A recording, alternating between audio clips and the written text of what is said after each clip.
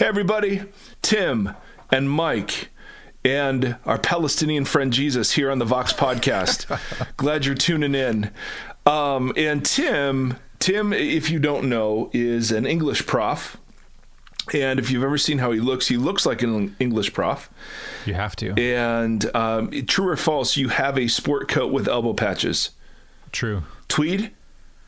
Tweed. The jacket is tweed with little leather patches on the elbows. My goodness. And I'm just saying, like, if I were in college and I had Tim Stafford for my English prof, I would say this: when God thought of English profs, this was the template he used right here, Timothy Stafford. And the reason I bring that up is because today is at least for me, the unveiling of Tim's new Zoom moniker, which, instead of Tim Stafford, which I'm very used to, today it was Frankensteinbeck. Frankensteinbeck.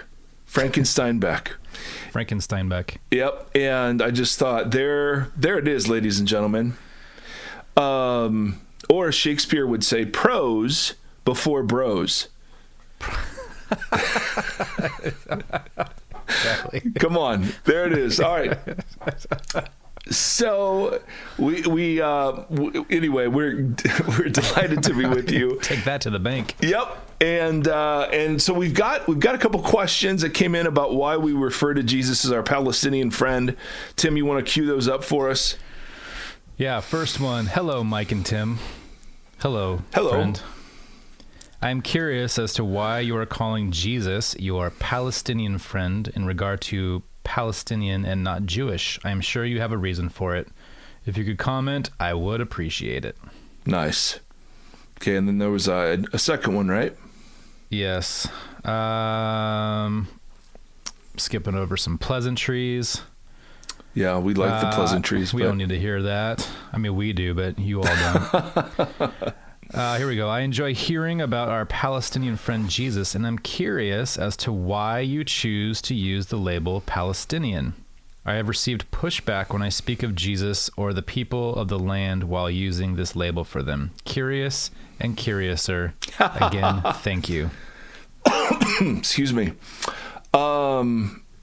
First of all, one of the reasons we used it was exactly to get the questions and the kind of pushback that we're getting. For me, when I use the word Palestinian, I don't mean to call to mind the current political state of the Middle East between the Palestinians and the Israelis. When I use the word Palestinian, I mean of the area of Palestine, which was one of the ways it was referred to in the first century. And not only that, but Jewish, at least in my imagination, can often just mean white again. And Palestinian means Middle Eastern. And so to capture the true ethnicity of Jesus, I find Palestinian or Middle Eastern to be a more helpful and imaginative term than just Jewish, our Jewish friend Jesus, because I think and maybe this is true just for me, but in my imagination, Jewish even slants towards white. But Palestinian, that's what I'm thinking of, like the things I've seen on TV, of people with brown skin and dark hair and people who are clearly not USA Americans with blue eyes and blonde hair. And so that's the reason. Does that make sense? So it's more trying to capture and force an imaginative a picture of Jesus that is very much at odds with kind of our current Caucasian, Swedish, Yeah. In with the disco Middle Jesus. Eastern, out with Obi-Wan Kenobi. Yes. Although, man, if Jesus turned out to be like Obi-Wan Kenobi, I think we'd all see that as good news. So there you go. So anyway, great question. Thank you. We've got a question at the end too, don't we? On a different topic, right? At the end, you don't have to worry about it right now, but I thought there was another one that somebody sent in. Yes. Today we have the shortest text or piece of the Sermon on the Mount, certainly the most boring piece of the Sermon on the Mount, but by far the most important part of the Sermon on the Mount. And so before we get into anger and lust and divorce and integrity of speech and loving enemies and praying and money and worry, Jesus actually is going to tell us how all of these things should be understood, in what context these are given. And if you don't understand the context in which they're given, we'll turn these just into new laws, and which obviously many of us have done. Jesus doing something far more radical. So today's reader is someone very near and dear to my heart. My sweet daughter Hannah will be reading the text for us today.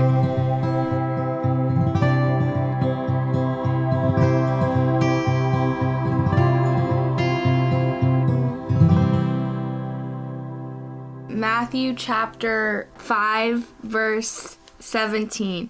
Do not think that I have come to abolish the law or the prophets. I have not come to abolish them, but to fulfill them. For truly I tell you, until heaven and earth disappear, not the smallest letter, not the least stroke of a pen will by any means disappear from the law until everything is accomplished. Therefore, anyone who sets aside one of the least of these commands and teaches others accordingly will be called least in the kingdom of heaven, but whoever practices and teaches these commands will be called great in the kingdom of heaven. For I tell you that unless your righteousness surpasses that of the Pharisees and the teachers of the law, you will certainly not enter the kingdom of heaven.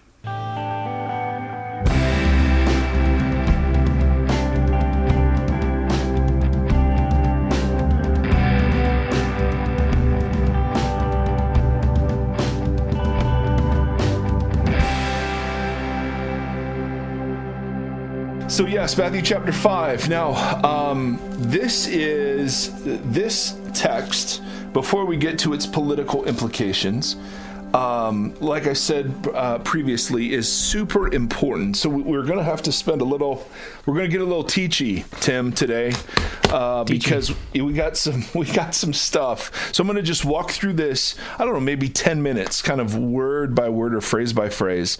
And then hopefully that will begin to make some sense. So Jesus starts by saying, do not think that I've come to abolish the law or prophets, which means some are thinking what?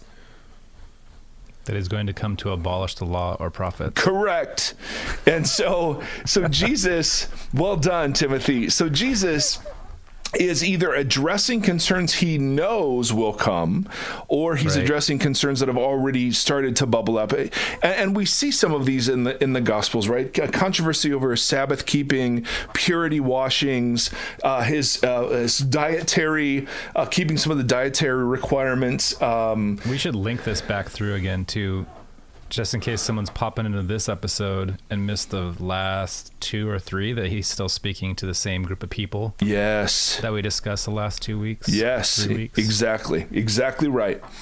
So there were some, we read from Judea, probably some teachers and scribes. And so Jesus is anticipating or dealing with criticism. I've not come to abolish the law or the prophets. I've not come to abolish them, but to fulfill them. Now, the law, we think of law, we think of commandments. When Jesus thinks of law, he thinks of Torah. And Torah was not a negative word for Jesus. Torah was life. Torah was light. Torah was God's will for Israel to be a kingly nation and a priestly nation. Torah was a very positive thing. And when Jesus talks about the Torah and the prophets, he's meaning the vast majority of what we call the Old Testament. The only other category are the writings. Jesus doesn't mention here. Do not think I have come to abolish the law or the prophets. Now, the word abolish and the word fulfill are key to understanding the rest of the sermon. All right, this is the interpretive key about what Jesus is going to be doing over the next chapter at least. He says, do not think I've come to abolish the law or the prophets. I've not come to abolish them, but fulfill them. Now, abolish by itself usually has one connotation, but when it's used in conjunction with fulfill, it becomes a set of rabbinic terms that were common back in the day. And in fact, when you jump to verse 19, it says, therefore, anyone who sets aside one of the least of these commands and teaches others accordingly will be called least in the kingdom of heaven, but whoever practices and teaches these commands will be called great in the kingdom of heaven. Jesus there is actually telling you what fulfill and abolish means. So to fulfill Torah and the prophets in this case means to interpret it rightly and to put it into practice. To abolish it means to interpret it wrongly and to not practice it, or to not practice it correctly. And so the idea, so it has two pieces, the interpretive part, understanding what the will of God is, and then actually doing it. So you can nullify Torah or abolish Torah or cancel Torah by misunderstanding it or not practicing it properly. And you fulfill Torah when you understand it and practice it properly. Makes sense? Pretty easy. That's what Jesus is getting at in 19 when he says, anyone who sets aside one of these commands or teaches others accordingly. Those are the two meanings of abolish. If you misunderstand it and then fail to put into practice, and then fulfill, he says, but whoever practices and teaches these commands will be called great in the kingdom. Okay? So it's super important to understand that what Jesus, and the reason we find this so boring is Jesus here is dealing with the Judaism of his day. He is directly engaged with some of the debates with the scribes and the Pharisees, the great Pharisaic schools of Shammai and Hillel, but also some of the concerns that were probably being raised by Jesus's orthopraxy as he was, gallivanting around the Galilee.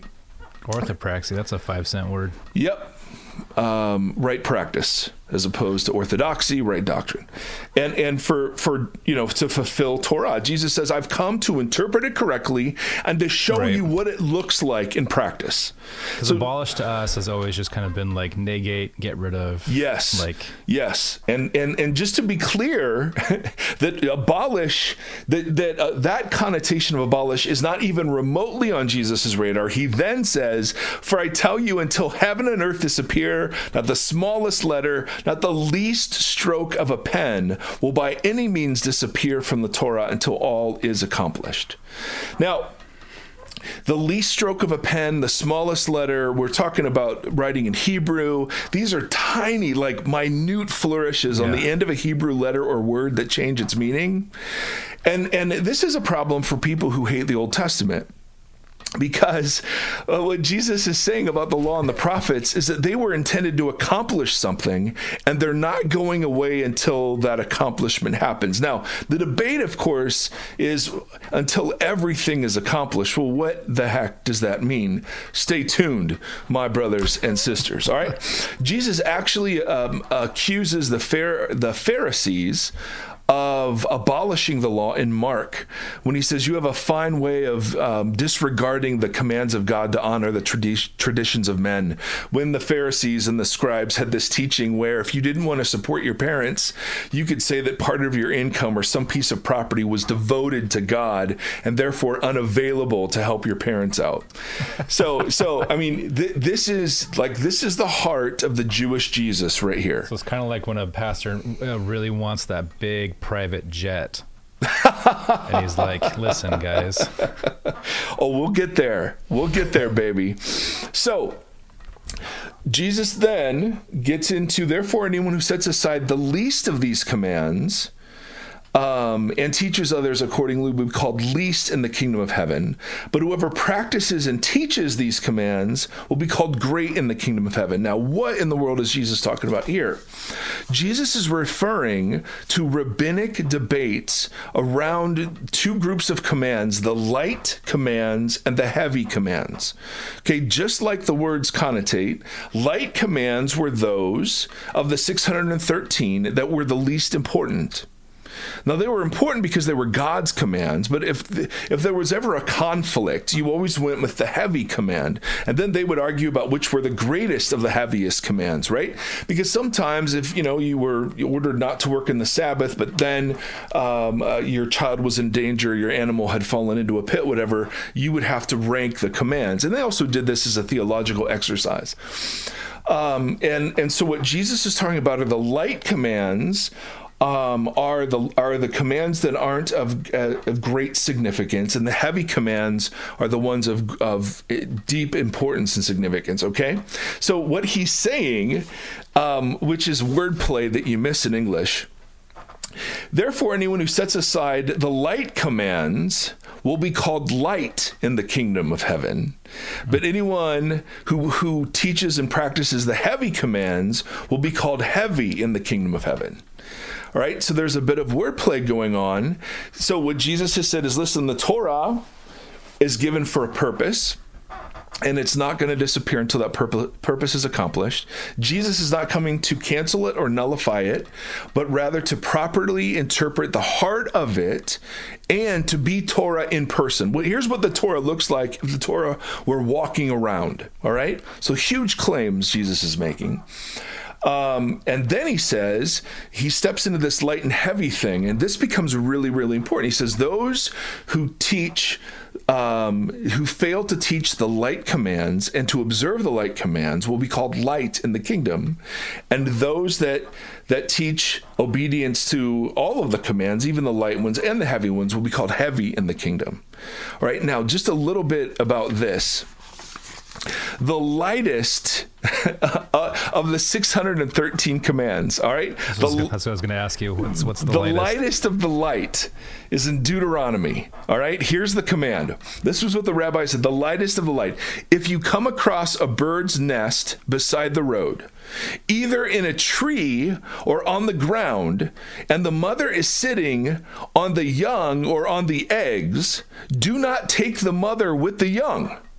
You may take the young, but be sure to let the mother go so that it might go well with you and you may have a long life.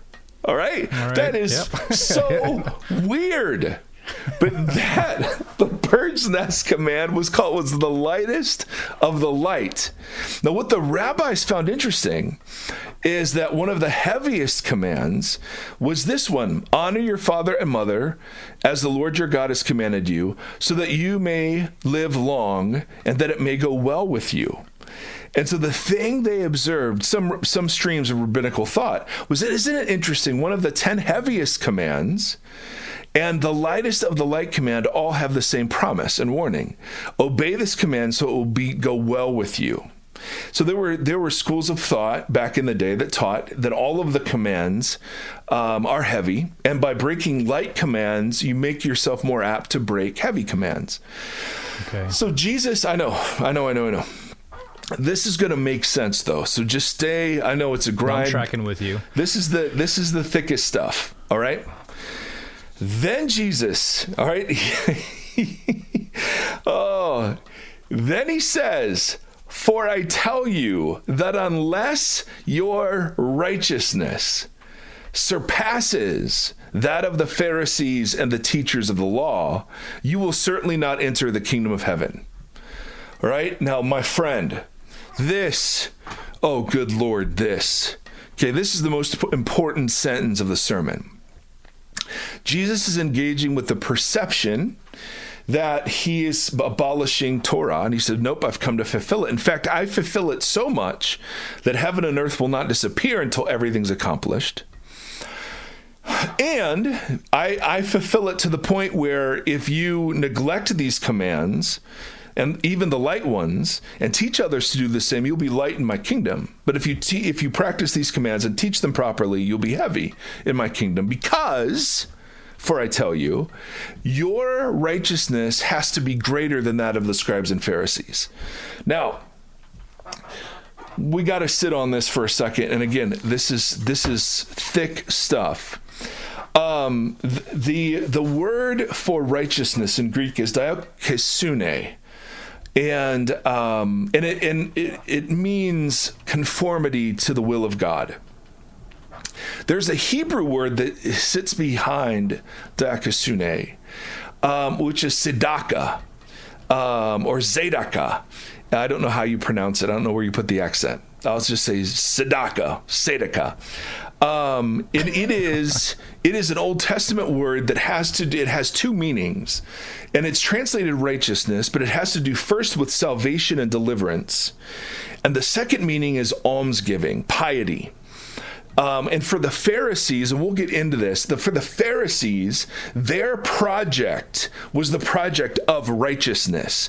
And central to their project were three practices: prayer, fasting, and almsgiving. And of the three, almsgiving, giving money to the poor, was the most important. In fact, some writings seem to say that around the time of Jesus, righteousness for the Pharisees just meant giving money to the poor. That's how synonymous it was. All right? So what Jesus is doing? He's made the positive case. He's come to fulfill it, and the Torah is not going to go away.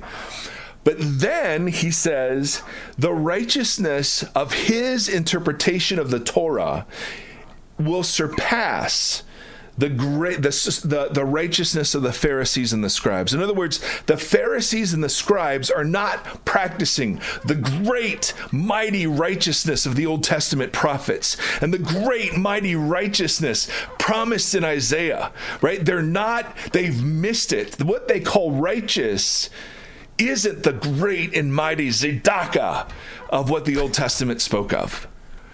Yours, the kingdom of God, the righteousness that Jesus will call us to, will be greater than this.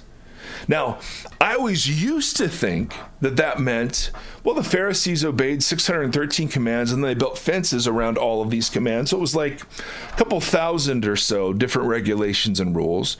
And What Jesus is saying is, well, you have to do better than that. That's not what he's saying. Jesus is saying the whole Pharisaic project is wrong. Their whole approach, and he's going to give 6 examples, and he's going to give 1 critique, 6 examples, another critique, and 3 examples. All right? So what he's going to do, and I know this is complicated, what he's going to do is he's going to give 6 examples of a heavy command that he is going to equate with a light command. Okay. Okay? Oh, okay. Gotcha. Yes. Right? So his first thing's going to be, you've heard it said, do not murder. Heavy command. Yes. Right? The lighter command was, and again, these were legit commands. But relatively, do not murder was heavier than do not hate a fellow Israelite in your heart. Okay, that was the lighter command. And what's Jesus going to say? The light command and the heavy command are the same command. Right. Right? Yep. And he's going to agree with the Pharisaic teaching that the breaking the light commands leads to breaking the heavy commands. Right. If we got rid of anger, there wouldn't be murder. Right. Right? So Jesus is giving, depending on how you count them, 5 or 6, he's going to give 5 or 6 different examples of this way of interpreting Torah. Yeah. Where he's going to illustrate that the covenant righteousness of his movement is different than that of the scribes and Pharisees. So, to reiterate, tzedakah translates out Zedekah, deliverance or salvation. Yes. And they kind of distilled it all the way down to just this idea of almsgiving. Not all of them did, but some did, yes. Okay, so... But hold on. There's one piece yet. All right. There's one piece. Okay? It gets interesting. So, Jesus, the Sermon on the Mount is an indictment of the predominant form of piety and righteousness of his day. All right? Yes. It's not just random, like I'm pulling stuff out of my wherever, because I'm just making random points because I'm a wisdom teacher. This is a systematic dismantling of the most pious, the most righteous, the most earnest and zealous people. In fact, Jesus would have been, the reason he critiques the Pharisees so much is that they're the closest to what he would have been had he fit squarely into one of the categories. So what Jesus is going to do, just think about it, it's so brilliant. His new covenant, Jeremiah 31, Jeremiah promised a new covenant would come and it would be written on, do you remember? The hearts. Right? And so Jesus is now going to give a righteousness of the heart. And so he's going to show how traditionally understood heavy commands and traditionally understood light commands are the same command. And that just because you're not murdering doesn't mean you're righteous. And just because you're not committing adultery doesn't mean you're righteous. Right? And just because you don't physically harm your enemy, it doesn't mean you can hate them in your heart. Yeah. So do you see what he's doing? It's absolutely freaking brilliant. And then, in chapter 6, he says, verse 1, so he gives one critique and then 5 or 6 examples. And then he says, chapter 6, be careful not to practice your righteousness in front of others to be seen by them.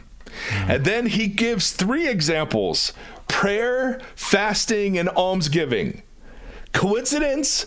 I think not. And there he introduces the idea of hypocrisy, the thing that he hates most in the teaching of the scribes and Pharisees. Right? Yep. No, that's good too. I remember that always there's those certain visuals. We talked about one last week that have always stuck with me. Or maybe we talked off air. I can't remember, about the Jesus wept, translating as like the snorting. Yes. And it was like that visual, like a horse snorting. Yep. And that visual has always stayed in my head. And so has the hypocrites. Yeah. As like they're actors on the corner that were performing a play. Yeah. Or whatever. And they were acting it out, and like just this idea of performance that has no like reality. Well, in it. Greek theater, so Jesus was raised close to Sepphoris. Sepphoris was destroyed before he was born, and I think it was 2,000 or 3,000 Jews were crucified. So he grew up in the shadow of Sepphoris.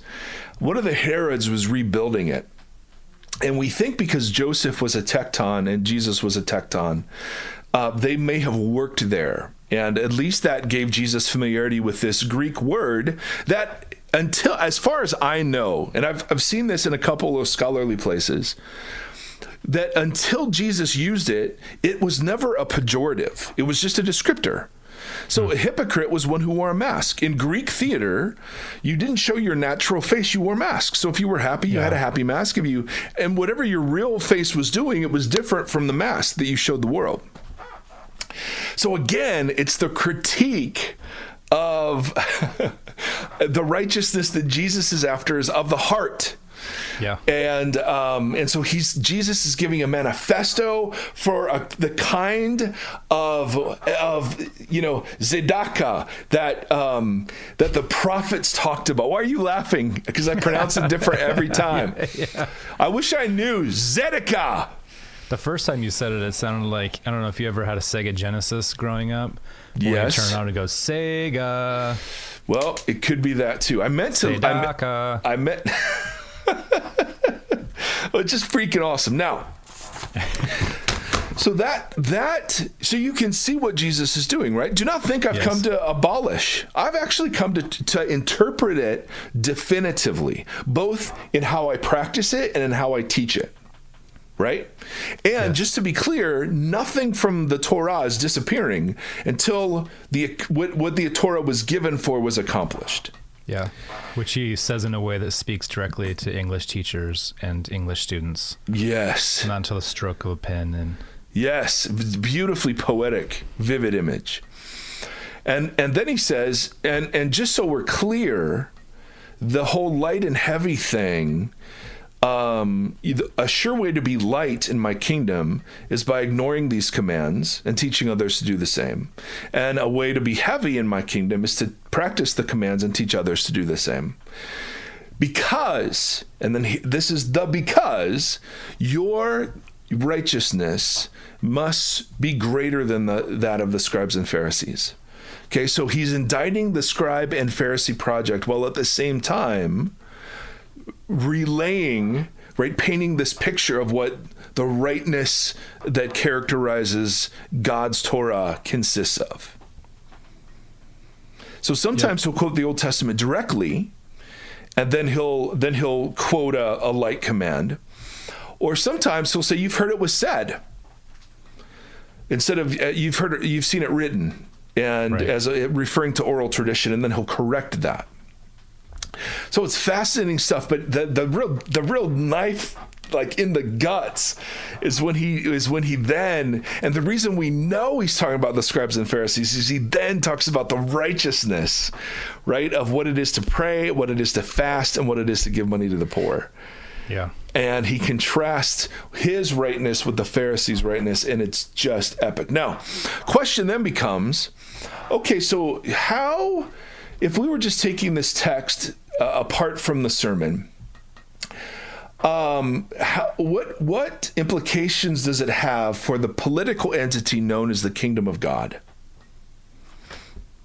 And I spent a lot of time thinking through this one, because to me, it speaks to the tendency to pull bits of the Bible into partisan debates without any respect for the whole. What Jesus is teaching is that you can't divorce act and attitude. You can't divorce means and ends. Think about it. If anger is such a big deal, and so I see murder, I see abortion as murder, and yet hate has filled my heart, so that I would be willing to bomb abortion clinics or harass doctors or bombard women with gruesome images who are coming in. Do you see what Jesus is just going to say to that? Yeah. Right? You don't get to just focus on one little bit of the thing, right? And so, like in Scandalous Witness, oh, this was such a great example. All right, on page Lee Majors. 83, Lee Camp is his name. Lee Camp. He quotes from something called the Slave Bible.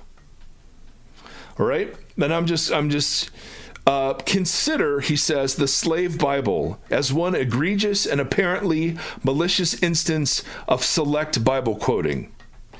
It is formally entitled Parts of the Holy Bible Selected for the Use of the Negro Slaves in the British West India Islands. All right? And then Camp goes on to talk about what's excluded and what's included. All right, so this was a book for slaves. So it was written by slave owners for slaves. Correct. Edited by white owners. Right. To give to their slaves. So they keep the part of the fall narrative in Genesis 3 where it talks about the ground is cursed and we must work of it all the days of our life. Right. They skip the call of Abram and the promise of redemption. They include Joseph being sold into slavery. They exclude anything that Joseph did to help deliver God's people during this famine. And they skip, well, we'll get to that in a second. They include Potiphar's wife and that whole temptation of and Jesus running away, because it's a good example of how a slave should live. Right? But it excludes any negative talk of Pharaoh, the infanticide that Pharaoh ordered, the disobedience of the midwives. All of that is skipped. Right? The big portions of Deuteronomy that talk about canceling debts and freeing prisoners and liberating slaves. There's no indictment in the prophets about the wealthy. Even in the New Testament, they keep the Ephesians 6 part where slaves obey your masters, but they skip the part that says that there is no more hostility between masters and slaves and Jews and Gentiles, because that dividing wall of hostility has been torn down. They keep the fruit of the Spirit passage that talks about love and joy and peace, but they skip the bit in Galatians where it talks about there is no more slave or master, male, female, Jew, Gentile, like we're all one in Christ. They skip that bit, right? They include Romans 13, obey your masters, obey the earthly governments, but they skip Romans 1 through 11. Right? Oh. And I'm reading that and I'm going, that's what Jesus is talking about. So you can say, and I'm sorry, but we're all guilty of this. You can say, yeah. As a conservative, oh man, absolutely. Look at sexual sin and abortion, and I'm going to ignore all of the texts on wealth. I'm going to ignore the texts on peacemaking and nonviolence. I'm going to ignore the texts on immigrants and love of stranger. You can be from the progressive side, just all in on the marginalized and the poor, and then conveniently ignore all of the sexual ethics that Jesus teaches, right? I mean, it's just what we do. And so the community of God as a politic is to be the one place where all of it's held together, where we're not just picking and choosing partisan Bible points. So Jeff Sessions is saying, we're going to keep children in cages because of Romans 13. Right. You're just like, no. You are light in the kingdom, right? That is abolishing the word of God is what that is. I mean, think about if the anti-abortion camp surrendered anger. They still worked to reduce the number of abortions, but they didn't do so from anger. Would that change anything? I think so. Seems that way. We had women in our church growing up, and it was a very conservative church, but they set up a clinic in town that just like came alongside young women who were pregnant and then tried to just like mentor and walk with them through the pregnancy time and then set up adoptions for them. So the whole thing was not based out of like the crazy signs and all and that shame. Stuff. It was just about loving the women and trying to give them a different way. See, when you have the poor in spirit and the mourners and the peacemakers and the merciful all together, they're not going to try to run the world. First thing they're going to do is Shane Claiborne. Yes. Just got a little neighborhood and and they're just going to build the kingdom in whatever plot of life and land they occupy. Yeah.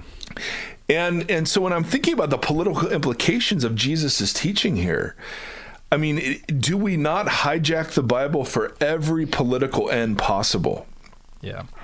And so the kingdom, if we're going to witness to the reality of the risen Jesus, and if we're going to bear witness, we have to bear witness to the whole thing, even the parts we don't like, even the parts we're uncomfortable about. Now, that doesn't mean that we just uncritically have a flat reading of the Bible and say, well, it just says that God said kill everybody, so that it must mean that. No, we're not saying that. We're not trying to ignore the different parts, nor are we just offering a flat reading of the whole thing. But like we've talked about many times, right? I mean, think about what it means to interpret the Constitution. How much schooling do you freaking need to sit on the Supreme Court and interpret the Constitution, right? They don't just hand it to somebody and they say, here's what it means to me. And that document's what, only how old? 400 years old? Yeah.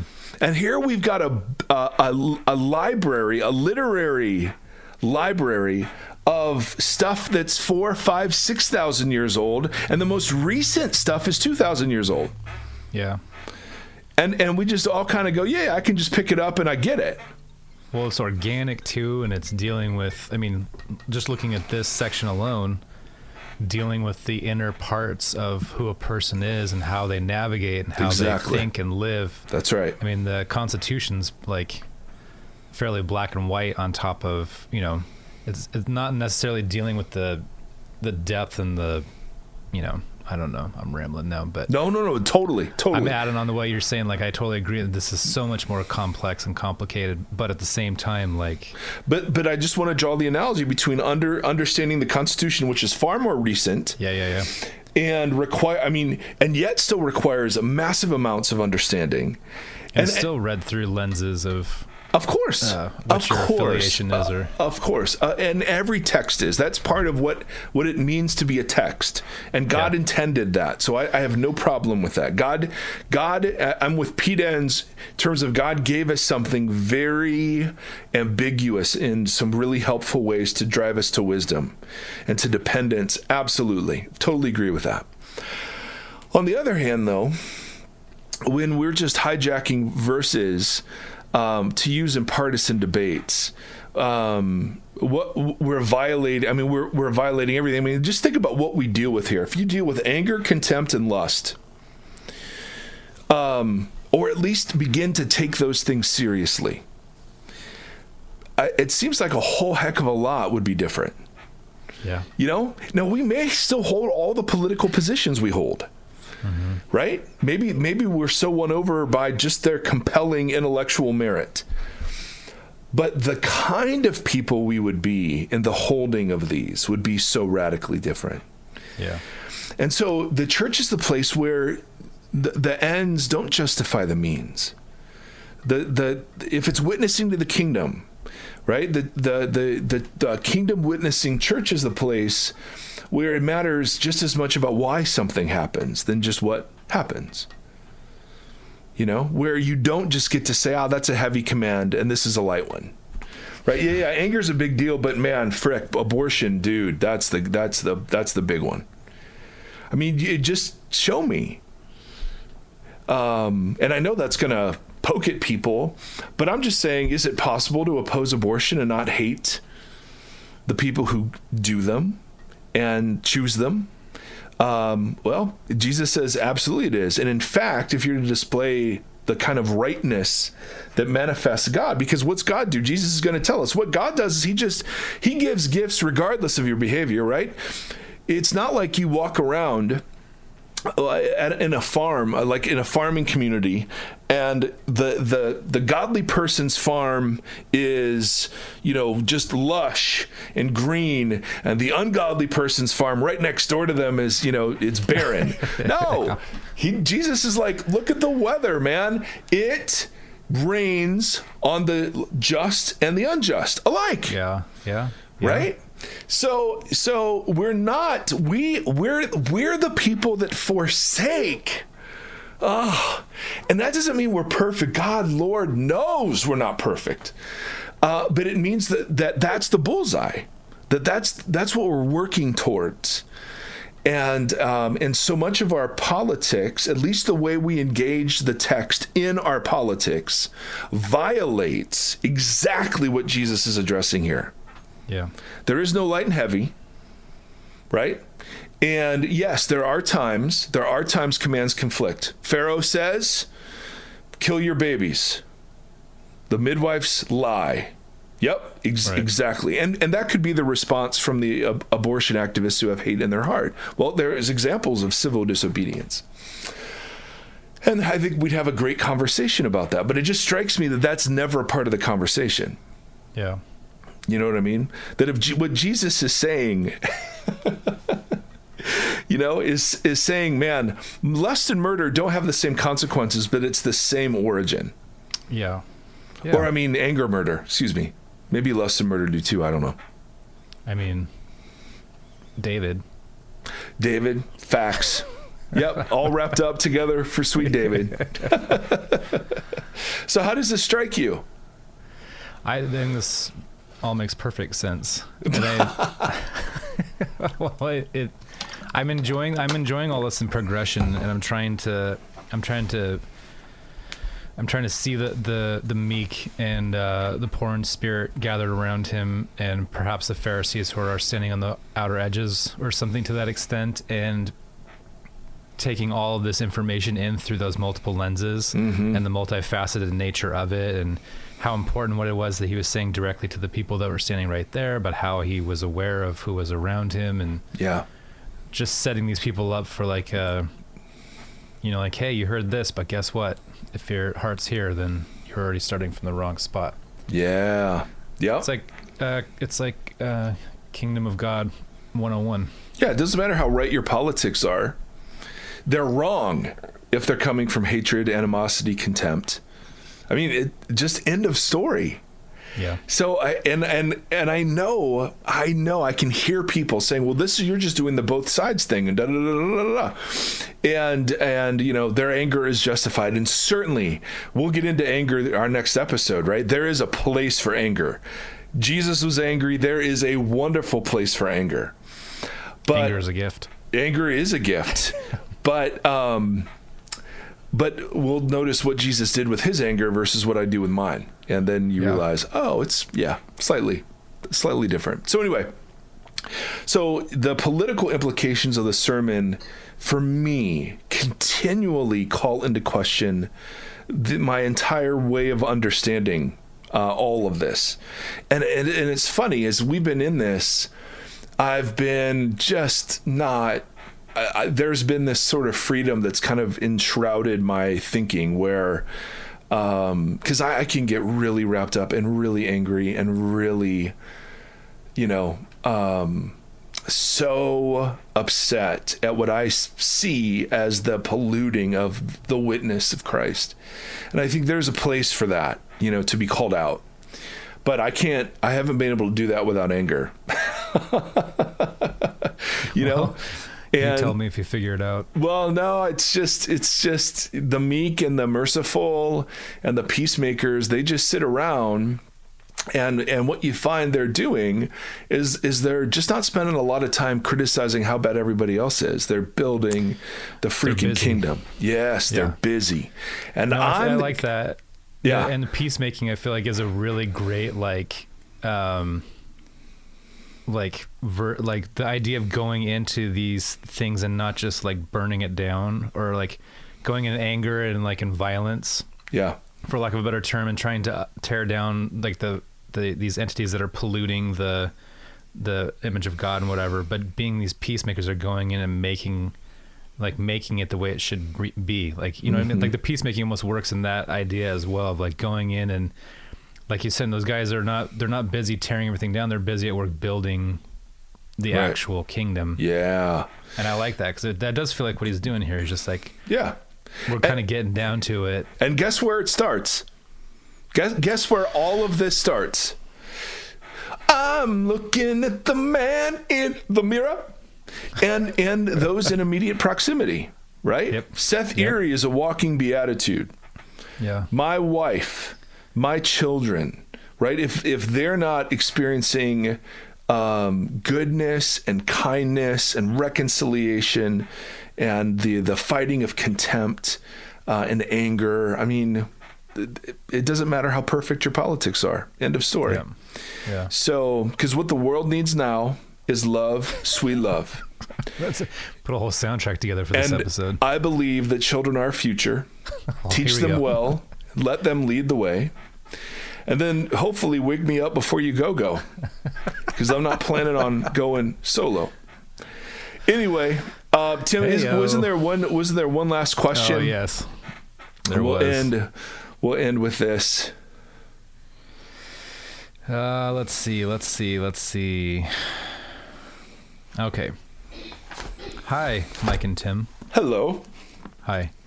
I love the Vox podcast and am a longtime listener. I have a question about the current Sermon on the Mount series. I'm curious why you think Jesus' teachings about being the salt and light of the world are meant only for his disciples or followers. Ooh. At the end of the Sermon on the Mount, it says, now when Jesus had finished, spoiler alert, now when Jesus had finished saying these things, the crowds were astounded at his teaching. It seems to me that he is speaking these teachings to the entire crowd, which gives it a somewhat different meaning. For example, regarding the light of the world, he may be saying that we all have the light of God within us. I'm sure I'm missing something here and I would welcome your thoughts. Thanks. Oh, what a great question. I'm assuming he would love your thoughts, but he says he would welcome them.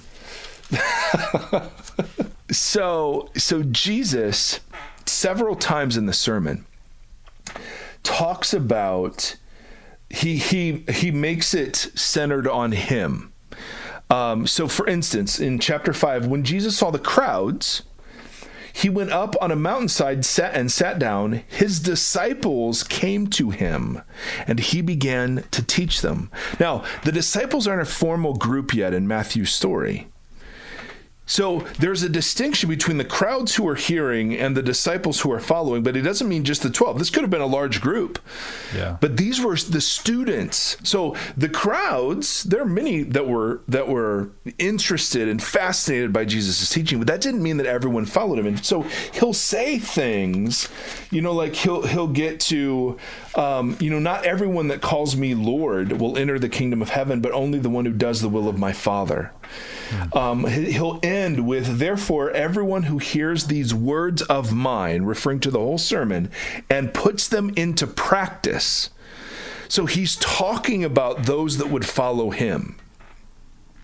So I think that, yes, of course, we are all made in the image of God, and there is a spark of God in us. And but I think Jesus, if you read it really closely, Jesus, he even does this with, if blessed are you when people insult you, persecute you, and falsely say all kinds of evil against you because of me. So what he's doing is he's building this whole movement around him and his teaching. And the only ones to whom it applies specifically are the disciples. Now, the crowds are hearing it, the crowds love it. But even in the Beatitudes, he's saying, listen, ultimately, this is about those who follow me. Yeah. Do you know what I mean? Yeah. And so I think at the beginning, when Matthew delineates between the crowds and the disciples, because he says specifically, and he talked to them. He began to teach them. Now, of course, the crowds were overhearing this, and I'm sure that many of the crowds became disciples. That's what I was going to ask. Is there like some function or fashion of an invitation within that to not an overt, but you know what I mean? Like, speaking out to this whole group that there may be people who are like, whoa, I'm tracking with this. I'm interested in this. Yeah. Anyone who hears these words of mine and puts them into practice, like a wise man who built his house on the rock. Yeah. And whoever hears these words of mine and does not put them into practice. So think about who he's talking to. Yeah. Right. So that's the dividing line. If you hear them and you put them into practice, you've fulfilled Torah. If you hear them and do not put them into practice, you've abolished Torah. So I have no doubt. And then it says, chapter 8, Jesus came down from the mountainside. Large crowds followed him. Right? So there's just, in Matthew's terminology, there's just the beginning of a split between the disciples, his official students, and now Matthew doesn't mean the 12 here, because we don't meet the 12 until like Matthew 10. Right? So this is just a group of those who've already committed to being his apprentices, and we meet them in chapter 4. Come follow me, I will send you out to fish for people, right? We meet two sets of brothers. But lots of people were coming to be healed and to have demons cast out. And they didn't necessarily mean that they were going to be students. And that's why Jesus will say, many will call me Lord. Yeah. Right? But only the one who does the will of my Father. That's why he keeps saying this, is that you're now responsible for what you're hearing. You know what I mean? And that doesn't mitigate at all the fact that these are the broken, the downtrodden, the hurting. Like, this was not the message the Pharisees gave. Yeah, this was good news, man. This was good news. But much of what Jesus is then teaching is about following him. And So there's a lot of the Pharisaic idea. I'm asking a question. With the big focus on almsgiving, and then Jesus specifically speaking to poor in spirit or the meeker folks in the area. Was there like a big discrepancy within the Pharisees as to them even being like welcome in this conversation? Does that make sense? I'm not sure how to ask this exactly, but because there's such a distinction being made here, and the fact that he does kind of pick at the almsgiving, and the fact that was like their main facet of function was like, we give to these people. I lost my question there. Sorry. No, but you're absolutely right. At different points, and it's different in every gospel, there comes a point in every gospel where the Pharisees decide to kill Jesus. Okay, and they partner with the Herodians. And then sometimes it'll be the Sadducees mentioned, but there's a point where the Pharisees, in Mark, it's chapter 3, Jesus heals a man with a withered hand. The Pharisees went out to plot with the Herodians how they might kill Jesus. In John, it's the high priests and the Sanhedrin who hear about Lazarus being raised from the dead. They begin to plot about how they might kill Jesus. So yes, the animosity, this was indicting to the point of alienation for many. Now, and that's why the Pharisee Nicodemus comes to Jesus at night. This was not, Jesus or Nicodemus was a member of the Sanhedrin, which was the ruling Jewish council. It was a big freaking deal. And we find out in Acts, and we get hints of it in the Gospels, that there were many Pharisees that come to Christ, as disciples, particularly after the resurrection. But yes, and Matthew has a theme here, and the theme is oversimplified, but it's grace to the humble and truth to the proud. And so what Jesus, if you really want, study the Beatitudes with the woes that Jesus gives the Pharisees and teachers of the law in Matthew 23. He has 7 woes. And they're just fascinating because, and again, I don't think they map perfectly, but they're close, where Jesus is indicting the Pharisees for the opposite of what he commends in the Beatitudes. Yeah, I mean, it all makes perfect sense. It's nice to take these like bird's eye views of entire gospels to be able to be like, okay, I see this here, I see this here. When we were talking about judgment in hell a while back, and the judgment on teachers or people that are taking that kind of bigger role in the kingdom or whatever, being a heavier judgment. And you see the way that he speaks to the Pharisees and this idea of truth versus grace or just right. And it's not, he with the desperate, he displays compassion and mercy. With the self-righteous, he is stern. Now, he's stern in the manner of Old Testament prophets. So this isn't, he's not being mean. He's being prophetic, which is something different. But I tell my kids next time I'm mad at them. I'm being prophetic. Dad's not being me. I'm just being prophetic. Well, and something that we're going to see as we go through, spoiler alert, is that the Pharisee approach to righteousness is very similar to the evangelical approach to righteousness. And therefore, our tribe is massively indicted as we go through this. Regardless of whatever your politics are. If you commit to following a person who wants you to get rid of contempt, that's a lifelong project we got there.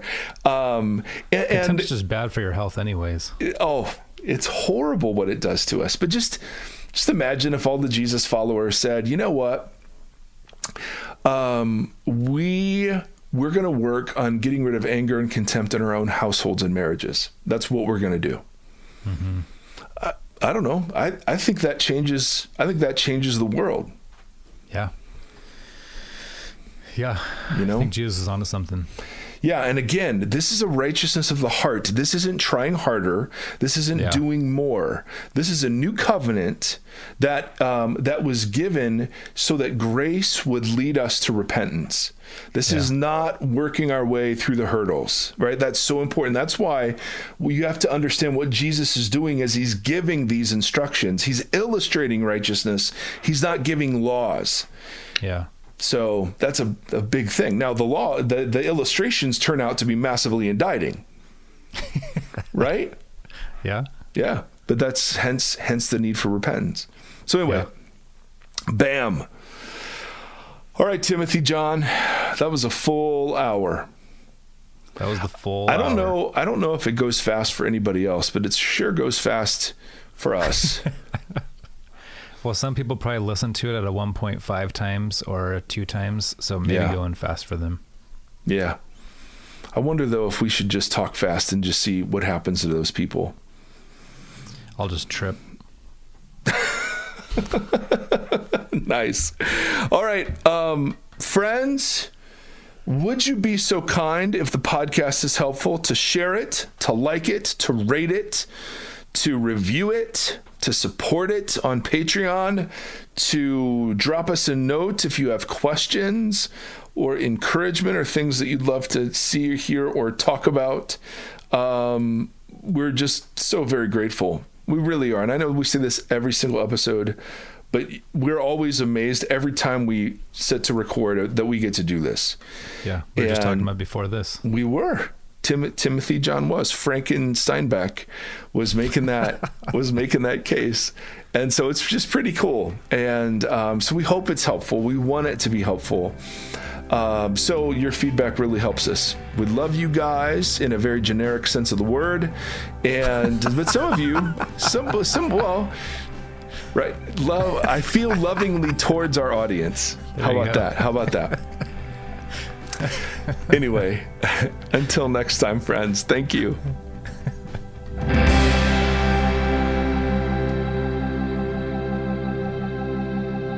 Thank you for listening to this conversation. The Vox Podcast is a 501c3 nonprofit organization that is supported by listeners like yourself. If you'd like to partner with us, you can do so at patreon.com/Vox Podcast. You can also engage with the hosts on social media at facebook.com/Vox Podcast, on Instagram at Vox Podcast, and on Twitter at Mike Erie. Thank you for walking this road with us.